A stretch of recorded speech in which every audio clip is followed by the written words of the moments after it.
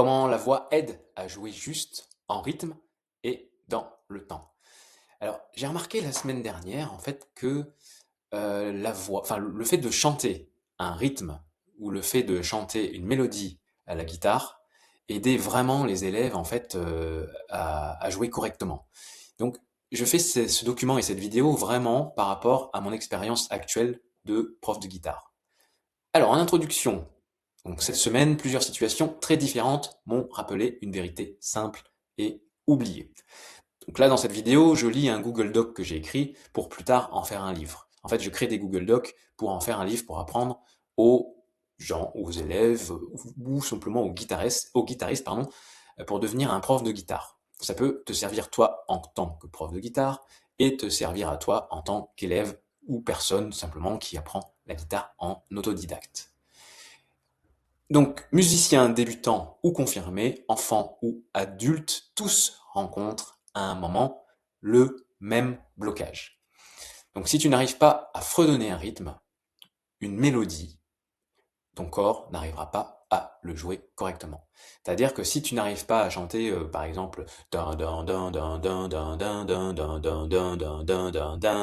vois, juste ça, ton corps n'arrivera pas à reproduire déjà le rythme, tu vois, en faisant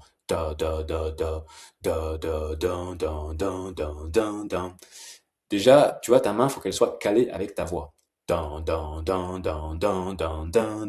Et au niveau des notes, c'est pareil. Ta main gauche, faut qu'elle soit calée en même temps que ta voix.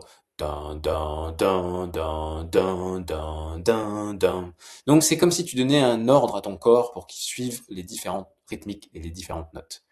Avant de jouer, il faut d'abord entendre la musique. Il faut déjà que tu l'écoutes pour arriver à la chanter. Même si tu chantes faux, on s'en fout. Là, c'est pas de la justesse, c'est savoir fredonner, savoir siffler. C'est simplement fredonner pour arriver à te repérer. Quand on chante dans sa tête, donc en même temps de jouer, on sait quand jouer, quand changer de note et comment avancer dans le morceau. Parce que si tu chantes, ça va te permettre aussi de comprendre la structure. Si tu chantes par exemple la mélodie du chant, là c'est un peu plus compliqué de jouer en même temps que de chanter la mélodie du chant. Mais si tu y arrives, ça va vraiment t'aider pour la structure du morceau.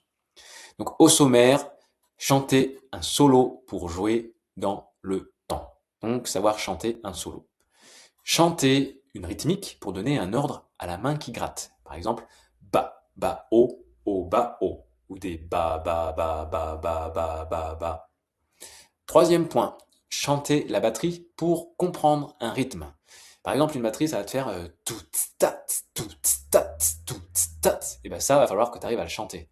À faire tout tat, tout tat, tout tat, tout tat. Ça va t'aider pour caler tes mains et ton pied si tu joues de la batterie. Et ça va t'aider aussi en tant que guitariste de savoir déchiffrer une batterie. Chanter la chanson pour mémoriser la structure. Donc chanter le morceau original ou le fredonner en faisant par exemple I want to break free, on pourrait faire la la la la la. Et là, ça nous donne les changements d'accords.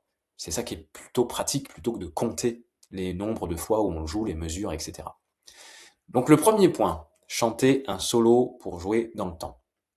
Donc quand un solo sonne faux, ou surtout qu'il n'est pas calé dans le temps, c'est surtout ça le problème quand on apprend un solo, c'est qu'on apprend à lire tout le solo, et après on a des soucis rythmiques. Il faut déjà prendre morceau par morceau, mesure par mesure, et jouer petit à petit, et surtout le caler dans le temps.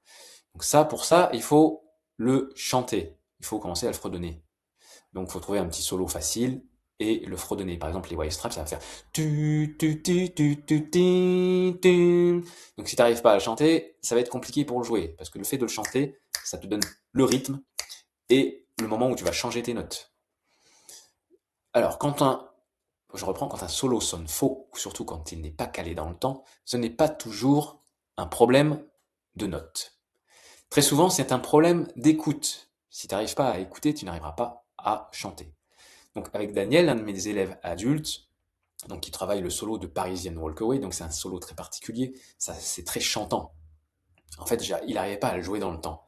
Et le blocage venait du fait qu'il ne percevait pas combien de temps chaque note devait durer. C'est assez long.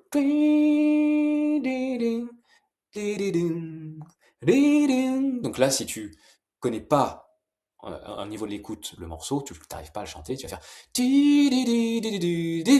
Bah là, ça va pas, c'est pas calé, donc ça sonne pas. Donc ça se travaille, l'écoute.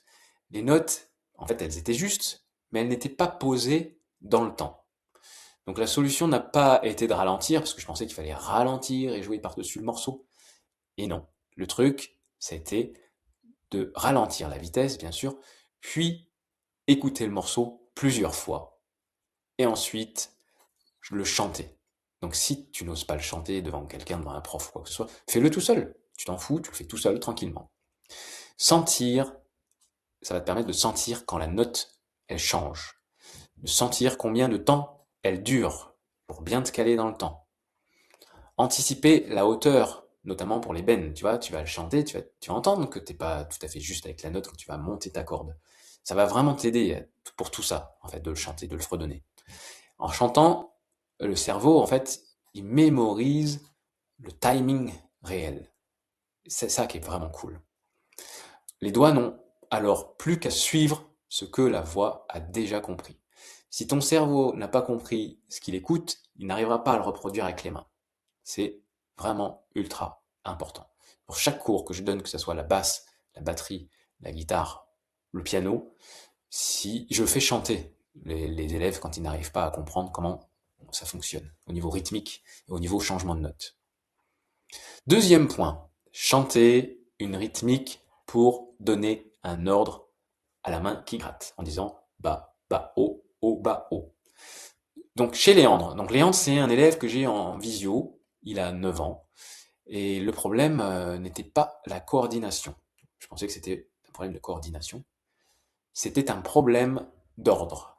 En fait, sa main ne suit pas les ordres, la voix, pardon, il ne suit pas la voix. Il va dire ba, ba, o, des fois ça va faire ba, o, ba. Enfin, sa main va faire ba, o, ba, alors qu'il dit ba, ba, o. Ça, on a dû le travailler longuement.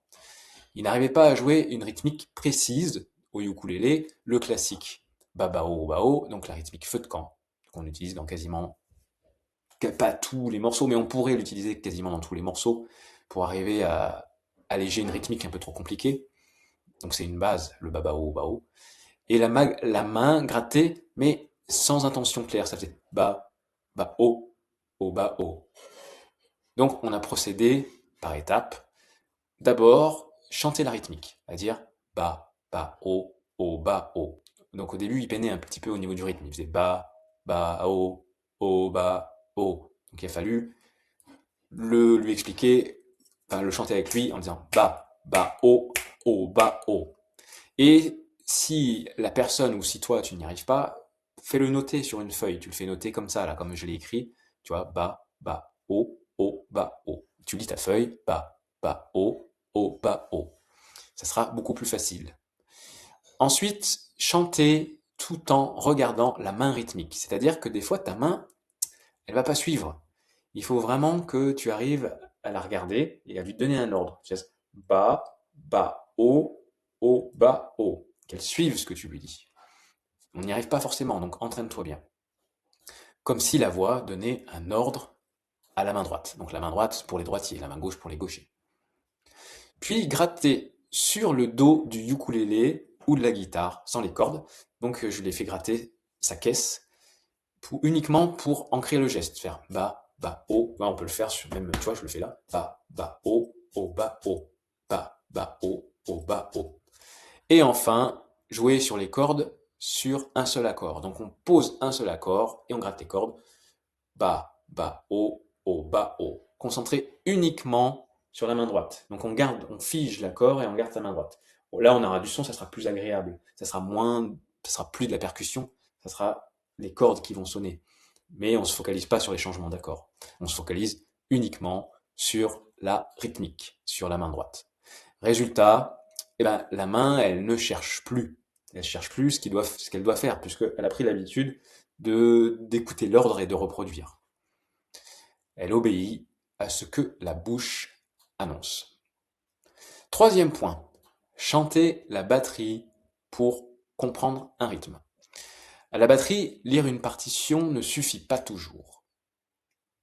Avec Pascal, Pascal, c'est une de mes élèves, qui est prof, elle est institutrice. Elle sait jouer de la guitare et elle apprend à jouer de la batterie. Donc certaines rythmiques restaient floues malgré la lecture. Donc j'ai déjà appris sans lire, parce que moi c'est ma philosophie, c'est d'abord apprendre sans lire, et après rentrer la lecture de tablature ou de partition. On a donc arrêté de jouer pour chanter, parce qu'elle n'arrivait pas à lire, elle n'arrivait pas à caler son rythme.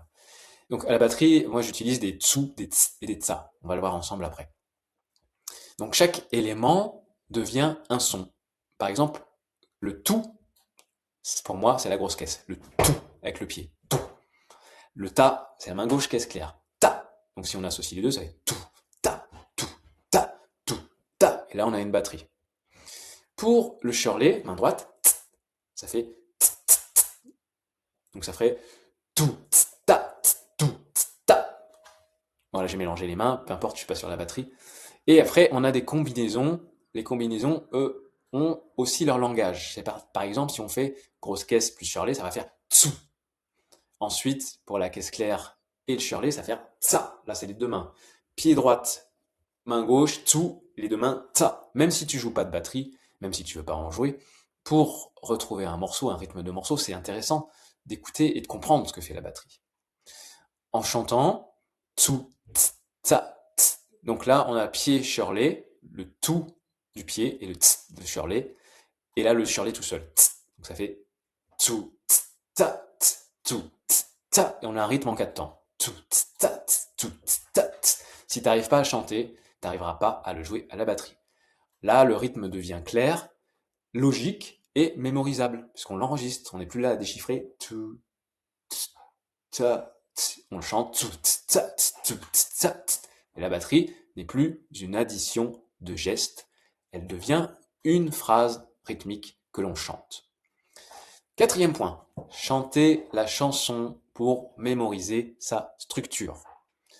Donc, avec Odile, une de mes élèves retraitées, qui en ce moment apprend la basse pour son et ses futurs concerts, elle a commencé en septembre, elle fait déjà des concerts avec un de mes groupes, puisqu'on fait des conférences sur les bienfaits de la musique, et je fais venir plusieurs élèves, et je fais venir Odile. Et le problème n'était ni la technique, ni le rythme, puisqu'Odile joue très bien. Là, c'était un problème de repère dans la structure du morceau. C'est quand, à quel moment changer. Donc là, elle me demandait, c'est à combien de fois qu'on change? Je dis, oh là, Odile, tu vas pas pouvoir compter 1. Allez, 1, 2, 3, 4, 1, je l'ai fait une fois. 1, 2, 3, 4, 2, je l'ai fait deux fois. 3, 1, 2, 3, 4, 3, je l'ai fait 3 fois. Là, tu t'en sors pas. Surtout sur le morceau qu'on est en train d'apprendre, I Want to Break Free, où on reste sur le mi, c'est super long, c'est 12 fois la tourne. Donc 12 fois 4, c'est super long. Même c'est 8. 1, 2, 3, 4, 5, 6, 7, 8, 1, 2, 3, 4. Ouais, donc c'est super long et si tu comptes, tu te perds. En travaillant du coup I Want to Break Free, Odile avait du mal à savoir quand changer de note. C'est trop la galère de compter. Elle cherchait du coup à compter, mais ça marche pas. Compter le nombre de mesures, ça ne fonctionne pas. Compter le nombre de fois où il fallait jouer une phrase ou un pattern, c'est trop galère et on n'est plus dans l'instant présent, on n'est plus dans la musique. Mais compter dans un groupe aussi devient souvent une fausse bonne idée. La musique n'est pas figée, c'est-à-dire que ça peut changer, c'est-à-dire que un chanteur peut se tromper. Et d'après mon expérience avec Loose Jack, mon groupe, là j'ai la fiche juste ici, on a tourné pendant 10 ans, on a eu un batteur, une fois, pourtant on a changé 4 fois de batteur, on a eu un batteur qui n'a pas fait attention à la mélodie du chant. Lui, il a compté ses nombres de mesures, il comptait. Et à un moment donné, la chanteuse se plante, et dit, ah non, mais on s'arrête du coup, parce qu'il a enchaîné trop tôt sur le refrain, et il nous dit, ah non, mais moi, je connais mon morceau, j'ai compté, si vous vous plantez, c'est tant pis pour vous. Et c'est là que ça m'a choqué, je me suis dit, ah non, mais c'est pas comme ça que ça fonctionne. On n'abandonne pas le chanteur parce qu'il n'a pas commencé au bon moment. De toute façon, tu peux pas le faire en concert, c'est pas possible. Donc il faut s'adapter. Un refrain peut durer, par exemple, une mesure de plus. Un couplet peut être rallongé sans prévenir. Le chanteur peut se planter et rajouter une phrase. Et c'est à nous de l'entendre en tant que musicien, de l'écouter et de modifier ça. Donc si l'instrumentiste compte parfaitement, mais que le chanteur se décale, il faut suivre le chanteur. Au niveau rythmique, on suit le batteur, et vitesse, on suit le batteur, mais au niveau structure, on suit le chanteur. Et si on ne le suit pas, on se retrouve en décalage. Donc la solution n'a donc pas été de compter mieux, de savoir combien il a fallu le faire, la solution a été d'écouter la mélodie du chant et fredonner la mélodie. Puis, une fois que tu arrives à fredonner, chanter la ligne de chant. Tu peux très bien faire une ligne de basse et chanter. Tu peux très bien faire une ligne de batterie et chanter. Après, ce qui est dur, c'est d'apprendre à chanter en jouant, mais ça se fait. Et à la guitare, pareil. La mélodie devient alors un repère vivant. Et c'est là que tu es dans l'instant présent. C'est là que t'écoutes, en fait. T'écoutes ton chanteur et tu te places correctement. Et grâce aux syllabes des paroles, parce que c'est précis, c'est sur telle syllabe que tu dois changer d'accord ou de note, on sait précisément quand la structure change. Quand on passe du couplet au refrain, quand on arrive sur un pont ou sur un solo, on écoute. Et la musique, c'est comme ça que ça marche. C'est pour ça que sur scène, les artistes, tu vas les voir, ils n'ont pas de pupitre avec leurs morceaux ou leur tablature ou quoi que ce soit. Ils écoutent et ils savent quand ça change. Et là, ta mémoire va se mettre en route et tu vas mémoriser des tas et des tas de morceaux. Là, je l'ai vu hier avec Daniel, l'élève qui est en train d'apprendre Walkaway parisienne, dont on a parlé tout à l'heure. Il est venu hier.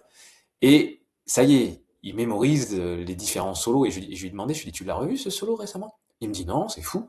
Mais je l'ai pas revu et je le joue. Je dis, voilà, c'est que tu as tellement l'habitude d'écouter et d'apprendre que ta mémoire se met en branle et c'est un muscle qui fait que tu arrives à retrouver des morceaux que tu n'as pas joués depuis longtemps.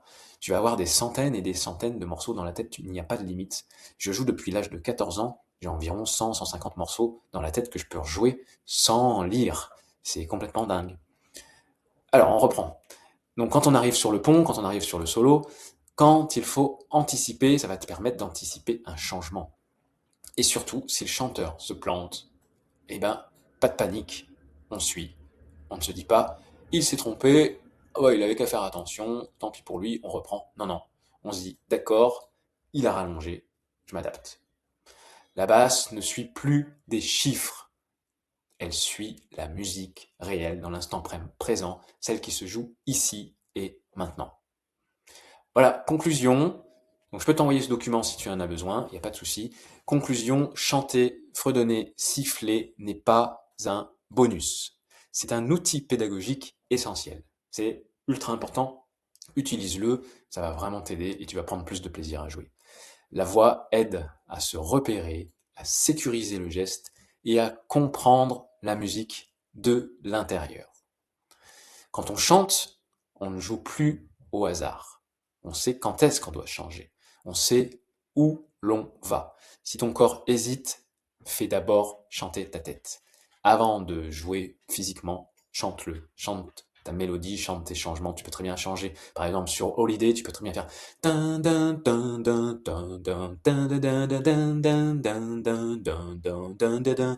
tu peux travailler le rythme en chantant. C'est pas que seulement être sur l'instrument. Si tu veux aller plus loin, donc je peux te transmettre quelques-uns de mes propres élèves. Si tu bosses avec moi, je forme des profs. C'est mon objectif, c'est qu'il y ait plusieurs profs en France qui utilisent des techniques simples, des techniques pédagogiques et humaines. C'est mon but, pour que les gens apprennent la musique avec légèreté. Si tu veux aller encore plus loin, tu peux rejoindre ma communauté school. C'est pour l'instant gratuit. Je paye quand même un forfait de 100 € par mois, mais tout de suite c'est gratuit. C'est là où je poste tous mes documents. Donc il y a le lien dans la description. Tu as juste à cliquer dessus, il y a un petit questionnaire pour pouvoir t'accepter. Bien sûr, je n'accepte pas n'importe qui, surtout si c'est pour parler des méthodes qui ne sont pas les mêmes, etc. On va pas polémiquer. Et tu peux aussi cliquer pour prendre un appel avec moi, pour voir quel est ton projet, qu'est-ce que tu voudrais faire si tu veux être prof, gagner ta vie, ouvrir une école de musique, donner des cours en visio, seulement donner quelques cours de guitare pour arrondir tes fins de mois, etc. C'est possible, on peut en discuter et je peux t'aider car je donne des cours particuliers en individuel et aussi à l'heure. C'est pas une formation, c'est 1 heure et tu prends 1 heure de cours et je te donne toutes mes techniques. Voilà, je te dis à très bientôt et on se voit pour la prochaine vidéo dimanche prochain. Ciao.